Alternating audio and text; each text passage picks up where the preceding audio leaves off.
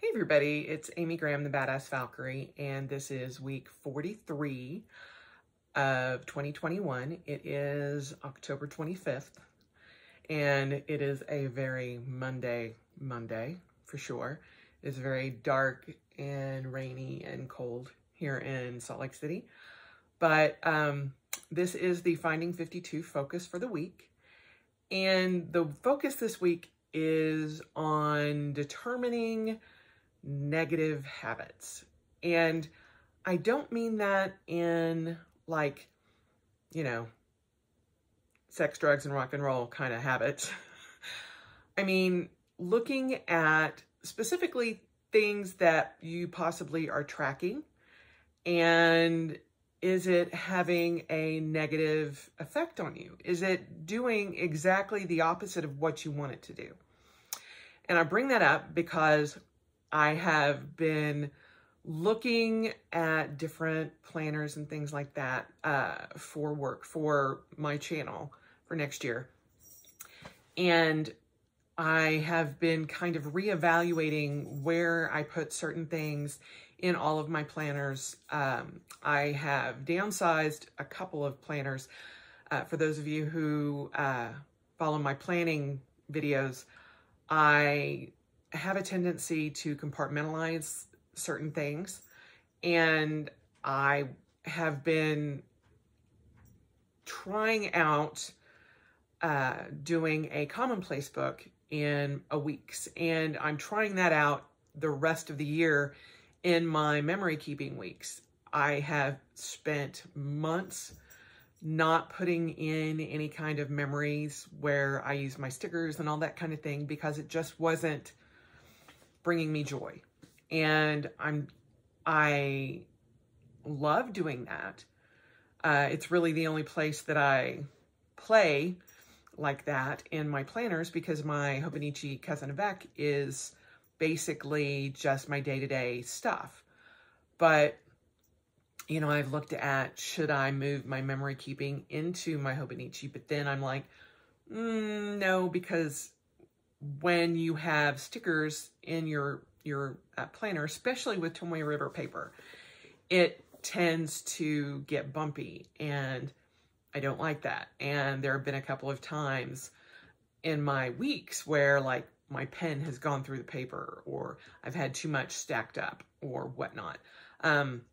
When I was putting my to-do stickers on the sides of my weekly view, it was just starting to get lumpy, and when I'm trying to write things that I'm doing, if I didn't have a shitajiki or a pencil board underneath it, it would go through the paper. So I decided, where do I want to put certain things? Are there things that I want to change? Because right now, at the end of the year, instead of just going, I'm done. This year's been a dumpster fire 2.0, and I'm just tired of it. I'm like, okay, let me reevaluate these things and see where the issues are coming across for me. And I came across a passage in the Daily Stoic. As you can see, I mark it all up. I highlight it. This is like the second year I'm going through this. And I bring out new things all the time. And, there's some days that I don't get into this because this has got a passage for every day of the year. And some days I don't get into it, and some days I do. And then I went back through, because as I said, I'm trying to evaluate using one of my weeks as a commonplace book.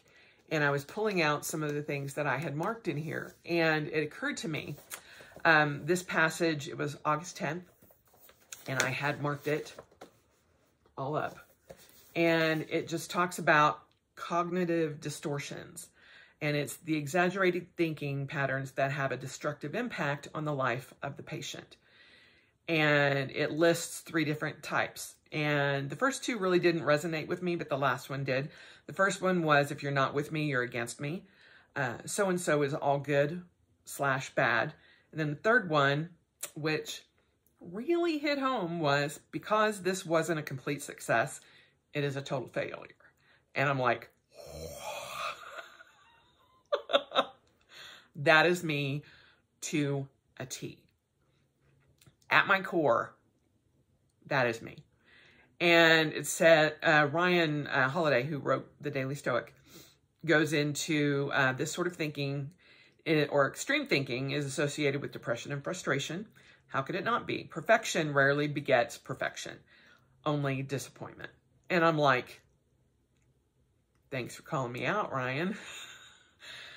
And it had occurred to me that this is Planner Prime in baby, that the biggest habit that I do daily has had a negative impact on me simply because, I don't know if you guys can see, but see all that red? Especially in this month, there's like literally 2 days that weren't red. And that is my step tracker. And if I get above 11,000 steps, which is my goal per day, then I write it in green. If I don't, I get it in red. And throughout the year, it just slowly started getting worse and worse and worse. To where at the beginning of the year, there might have been 2 or 3 days that were red. Now, there's 2 or 3 days that are only green. And every day, I hated getting into that because I'm like, I didn't get it. I'm never going to get this because of my hip. And it just didn't hit me that it was affecting me negatively until I read that. And I'm like, does it matter that I have a hip that's bone on bone that is going to get replaced? No. Does it matter that most days I'm getting close to like 5,000? Sometimes I get 6. Like yesterday I got 8,000. But in my head, it was like, well, you're not getting 11,000, so you're a failure. And I hate that thinking, but I also know that that creeps in if I don't stay on top of it. Now, some of you might, suggest, well, Amy, just write it all in one color. And I thought about that. I literally did. I'm like, well, maybe I just start writing it. Ooh, the wind started kicking up. Like trees are banging against my door or window. And I thought about, not doing the red and the green thing and just the rest of the year, just do it all green. But after working through that and looking at it and sleeping on it and just be like, you know what? This is a snapshot of my life. And that's what's happened. Excuse me. And I want to be able to look back at this and go, that was a rough patch. That was a rough year. And then I thought, are you realistically going to look back at this? Maybe.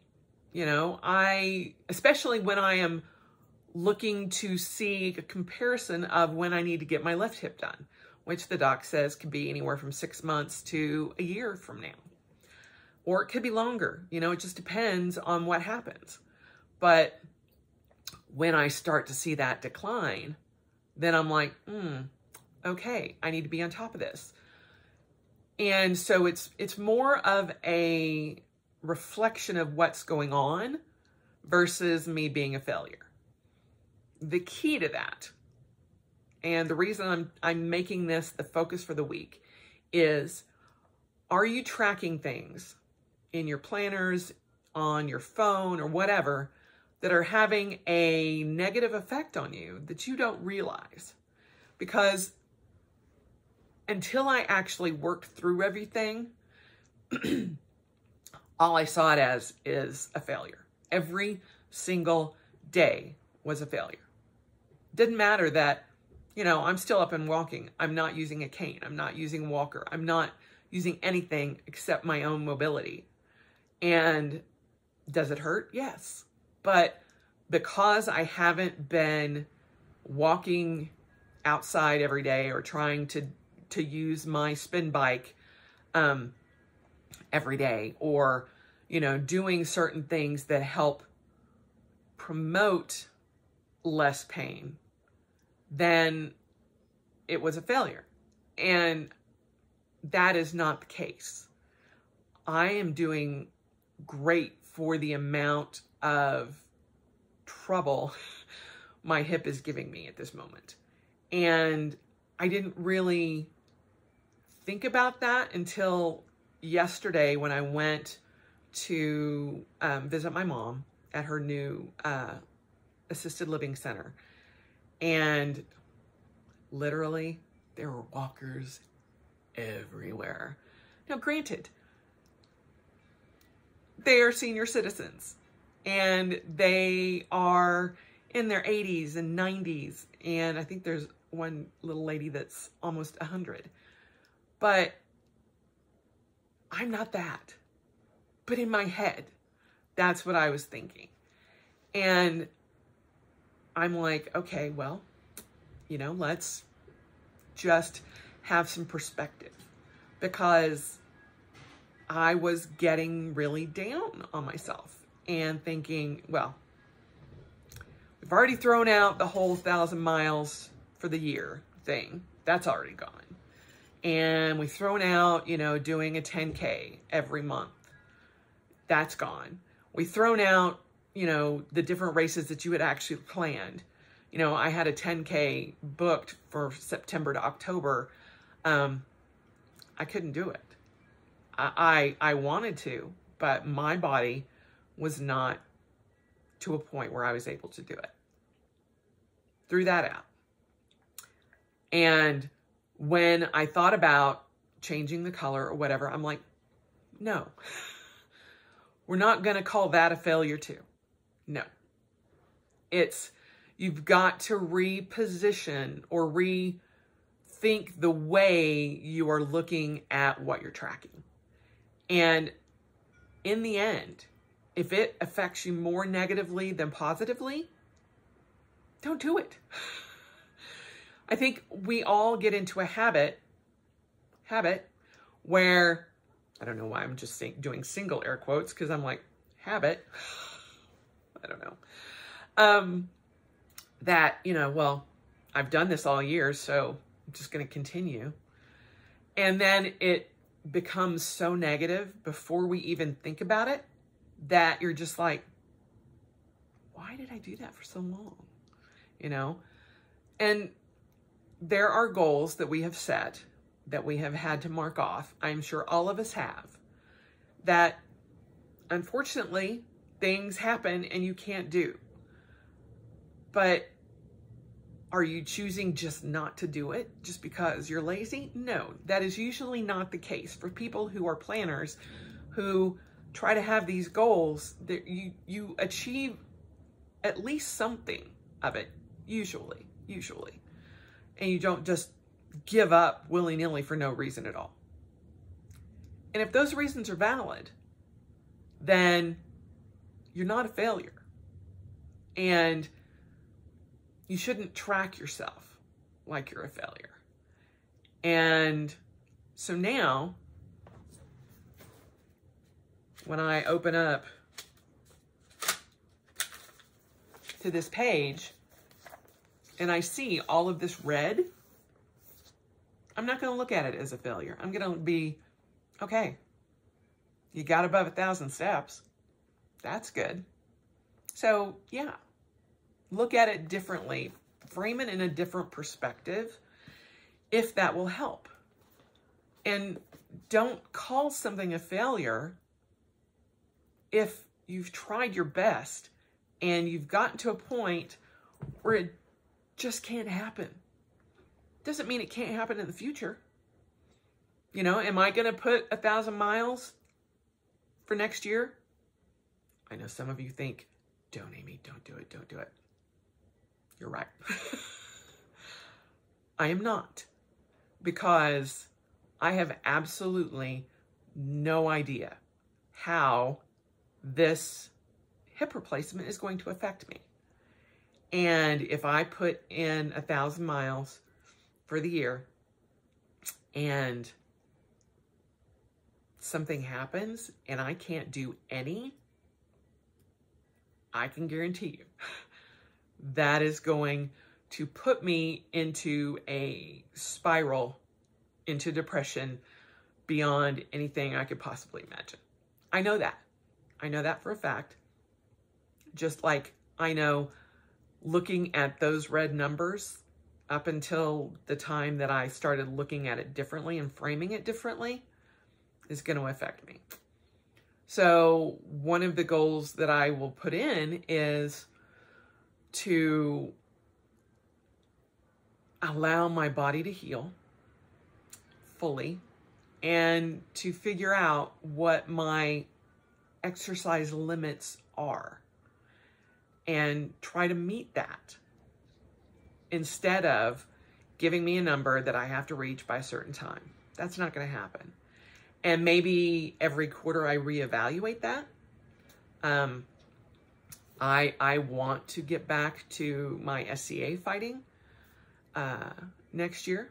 And I hope that by March, I am at least starting to do some training towards that. But do I want to be fighting by March? Yes. Do I think I'm going to be fighting by March? I don't know. I will have to take that time to figure that out. Everybody's scale is different. And I'm sure there are people out there that are like, I would give anything to hit 5,000 steps a day. And I get that. I'm coming from having been able to reach 11,000 steps fairly easily until my hip started going. And now I can't. So I am doing what my body can, and I'm allowing my body time to recover and sustain the level of mobility that I have without pushing that to a point where I am stuck on a couch or have to use a walker or have to use a cane to get through the day. You know, and that time may come before December. I don't know. I hope not, but it might. And so I'm not going to hinder 2022 by the perceived failures of 2021. And looking at things that I've had to take off my plate, goals that I have had to mark through, all of that initially was complete and utter failure. And I'm like, this whole year has sucked. But if I try to reframe that and look at it as we figured out what was wrong, we are getting that fixed, and hopefully come 2022, I am on a road to recovery. You know, it's like the Bing Crosby and Bob Hope movies, The Road to Marrakesh or whatever. I'm like, it's Badass Valkyrie's Road to Recovery. And, you know, I know that having one hip replaced this year, possibly having the second one next year, don't know what that's going to look like. But I know putting limits or putting goals on me and tracking those goals every day is not something that is going to be beneficial to me if I look at it as, well, you didn't hit it today, you didn't hit it today, you didn't hit it today, you're never going to hit it again. No, that's not the case. But you have to take into consideration everything that's going into that. You have to have a good perspective of that and realize that while your brain is telling you it's a failure, it's literally not. You've got to look outside of yourself and get perspective like I did and just go, yes, December 13th, I become a senior citizen by age only. Do I feel 55? No. Does my hip feel 55? Yes. But I know that that is not a step to being limited. I know that's a step to recovery and getting better again and helping my body heal and making it better than it is right now. And it took me a little while. You know, everybody's like, oh my God, I can't believe you're getting a new hip. How young you are, blah, blah, blah, blah, blah, blah. And I'm like, I know. And, you know, for the most part, I've been pretty upbeat about it because I'm like, I just want the pain to go away. So if we could get that to happen, whatever it takes. Does it weigh on me that I have burned through my joints? A little bit. But I also know this is a way to make me better than I am right now, today. Does it make me better than I was 5 years ago? No. That was the pinnacle, the peak. Little piece of hair is sticking out. Slipped on it wrong. But all I can do is make today's Amy better. And I know that a hip replacement is going to do that. Do I think that going forward in 2022, I'm going to start tracking my steps again? I mean, I'm not giving up tracking my steps. Let me just state that. And I'm still going to write them in red so that I can look back at this year and go, yeah, that was kind of crappy. But I also want to have that comparison for when I get my second hip done. And then I can see that decline starting to happen. And I'm like, nope, we're not going to wait as long as we did this time. Time to do it.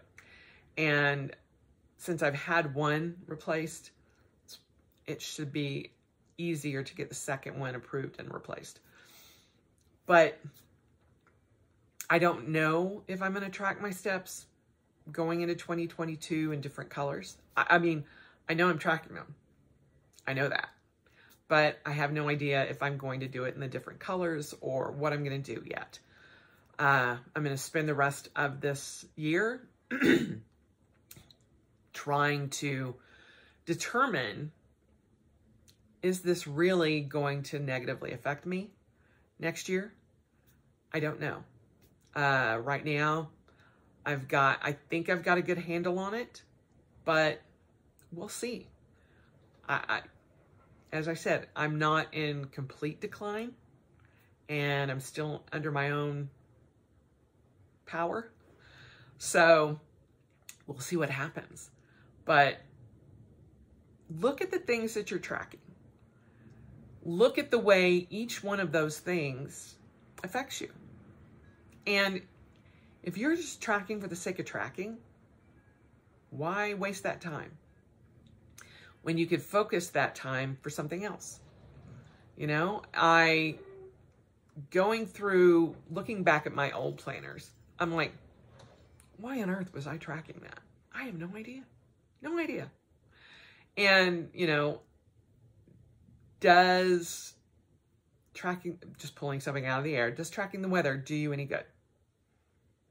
I don't know. I haven't ever gone back and looked and go, what was the weather last year on this day? I can go back to my planner and look. No, I have no idea. Does it possibly tell me, okay, when it started getting cold, my steps went down, and because it was osteoarthritis and it just hurts, but I can look back and go, last year, no, it didn't, because I was hell-bent on doing my steps no matter what and getting my run in every day. And, you know, possibly increasing the pain on my hip unknowingly. But just look at things that you track and ask yourself, is this something that I want to go forward with in 2022 or not? Right now is the time frame that you can either choose it or lose it. And will that help? Will it help your mental state to not track that?